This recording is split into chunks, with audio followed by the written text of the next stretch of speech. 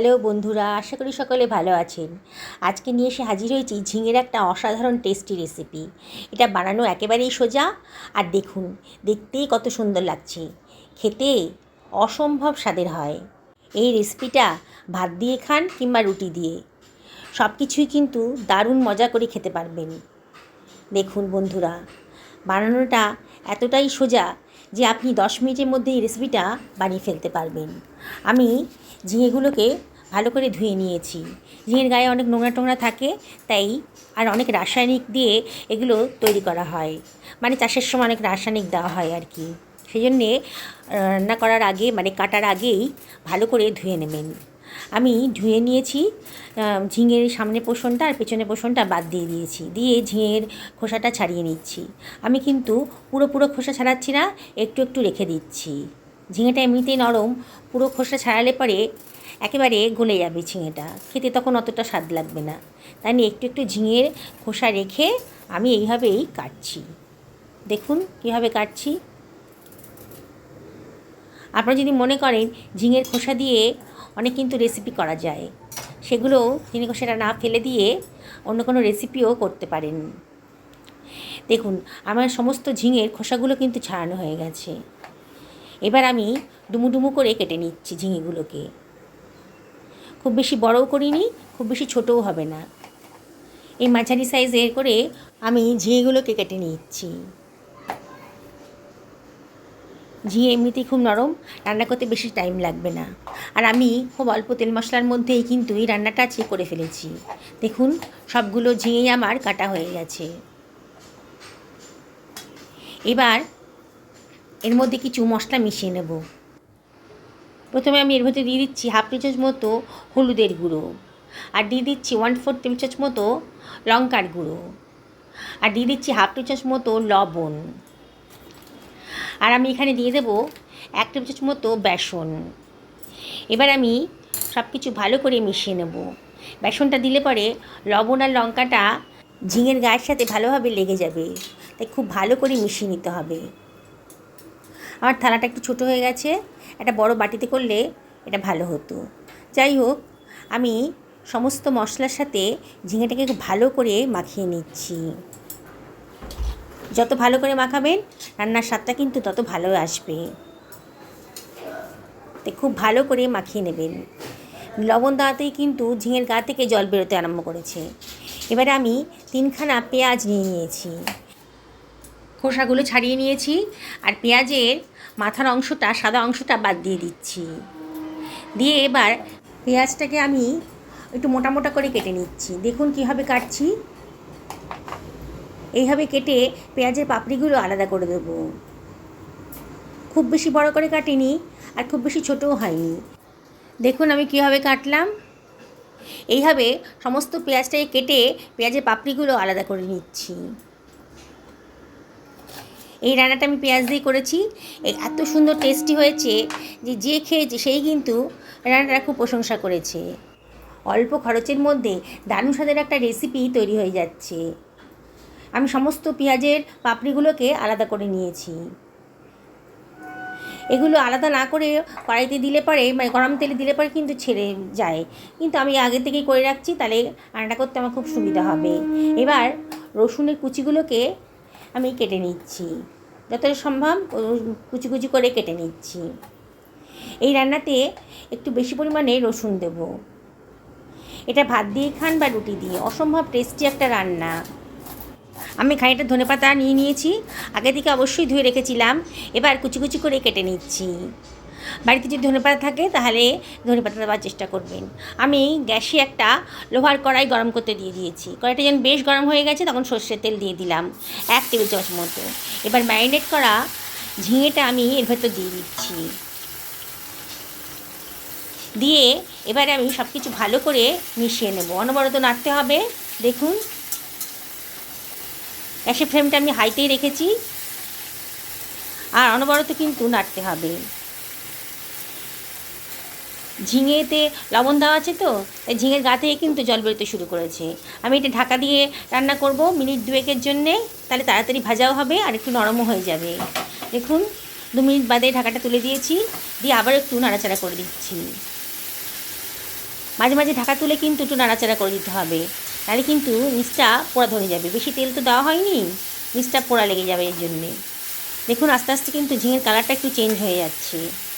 আবারও সব কিছু ভালো করে মিশিয়ে নিলাম, নিয়ে আবার একটু ঢাকা দিয়ে দিলাম মিনিট খানেকের জন্যে। ঢাকা দিয়ে রান্না করলে খুব রান্নাটা তাড়াতাড়ি হবে। দেখুন আমি আবার ঢাকা তুলে দিয়েছি, দিয়ে আবারও সব কিছু ভালো করে মিশিয়ে নিচ্ছি, ওপর নিচ করে নিচ্ছি। দেখুন ঝিঙে কিন্তু বেশ কালারটা চেঞ্জ হয়ে গেছে, ঝিঙেটা আমার বেশ ভাজা ভাজা মতো হয়ে যাচ্ছে। ঢাকা দিয়ে যখন রান্না করবেন মাঝে মাঝে কিন্তু ঢাকাটা তুলে দেখতে হবে, একটু নাড়াচাড়া করে দিতে হবে, নাহলে কিন্তু একেবারে পোড়া লেগে যাবে। নাড়তে নাড়তে ঝিঙের পরিমাণটা কিন্তু অনেকটাই কমে গেছে। দেখুন বেশ নরম হয়ে গেছে, দেখেই মনে হচ্ছে ঝিঙেটা কিন্তু বেশ নরম হয়ে গেছে। অসম্ভব একটা টেস্টি রান্না আজকে হতে চলেছে। আর ঝিঙের তো আপনারা অনেক রেসিপি খেয়েছেন, আর ঝিঙের রেসিপি খেতে খেতে বোর হয়ে গেছেন। আজকে এই নতুন ধরনের রান্নাটা বাড়িতে অবশ্যই ট্রাই করবেন, এটা আমি আপনাদের কাছে রিকোয়েস্ট করব। দেখুন অনেকটা নেড়ে নেড়ে কিন্তু ঝিঙেটা বোঝা যাচ্ছে বেশ নরম হয়ে গেছে, আর একটু ভাজা ভাজা মতোও হয়ে গেছে। এইভাবে রান্না করবেন, অসম্ভব টেস্টি হবে। আমি এবার ঝিঙেটাকে তুলে রাখছি অন্য একটা পাত্রের ভেতর।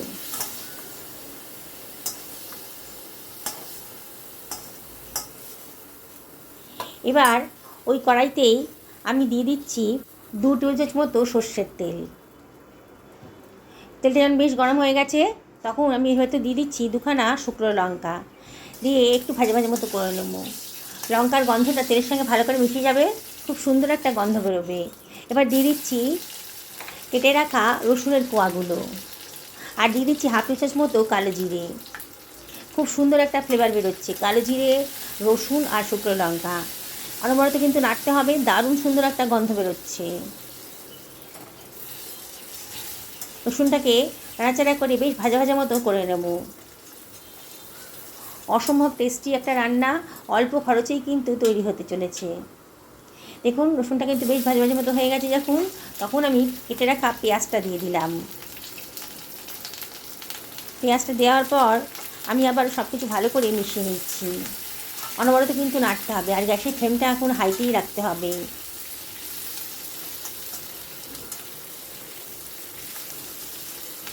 বন্ধুরা শুধু পেঁয়াজ দিয়েই এই ঝিঙেটা রান্না হচ্ছে, তেমন কিছু মশলাও কিন্তু দেওয়া হয়নি। দেখুন তাতেও কিন্তু অসম্ভব টেস্টি একটা রেসিপি তৈরি হয়ে যাচ্ছে। এবারে আমি ওর ভিতরে দিয়ে দিচ্ছি হাফ টি চামচ মতো হলুদের গুঁড়ো, আর দিয়ে দেবো হাফ টি চামচেরও কম লঙ্কার গুঁড়ো, যে ঝাল ঝাল হবে। আর দিয়ে দিলাম হাফ টেবিল চামচ মতো লবণ, লবণটা আপনারা অবশ্যই বুঝে শুনে দেবেন। আর দিয়ে দিচ্ছি 2খানা টমেটো, একটু বড় বড় সাইজের করে কেটে রেখেছি। টমেটোটাকে আগে থেকে ধুয়ে পরিষ্কার করে রেখেছিলাম, সেটা দিয়ে দিলাম। দিয়ে অনবরত কিন্তু নাড়তে হবে, টমেটো পেঁয়াজ খুব ভালো করে নেড়ে নেড়েই ভাজতে হবে, কোনো জল দেওয়া হবে না। এই করেই ভাজতে হবে। পেঁয়াজের থেকে যে রসটা বেরোবে আর টমেটোর গা থেকে যে রসটা বেরোবে তাতেই কিন্তু আমার রান্নাটা হয়ে যাবে। দেখুন নাড়তে নাড়তে বোঝা যাচ্ছে টমেটো আর পেঁয়াজটা বেশ নরম হয়ে গেছে। এবার এর ভিতরে দিয়ে দিচ্ছি ভেজে রাখা ঝিঙেটা, সব কিছু আবারও ভালো করে মিশিয়ে নেব। গ্যাসের ফ্লেমটা হাইতেই রেখেছি, রেখে সব কিছু ভালো করে মিশিয়ে নিচ্ছি। দেখুন বন্ধুরা আমি কিন্তু এক ফোঁটা জলও আজকে রান্নাতে ব্যবহার করিনি।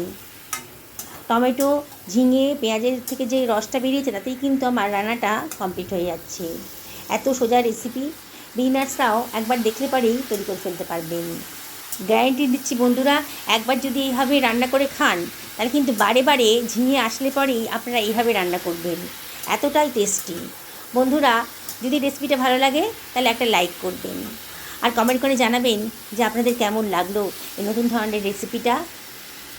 আপনারা তো নানানভাবে ঝিঙে রান্না করে খেয়েছেন, যদি এরম করে খেয়ে থাকেন তাহলেও অবশ্যই কমেন্ট করে জানাবেন আপনারা কীভাবে রান্না করেছেন এই পেঁয়াজ দিয়ে ঝিঙেটা।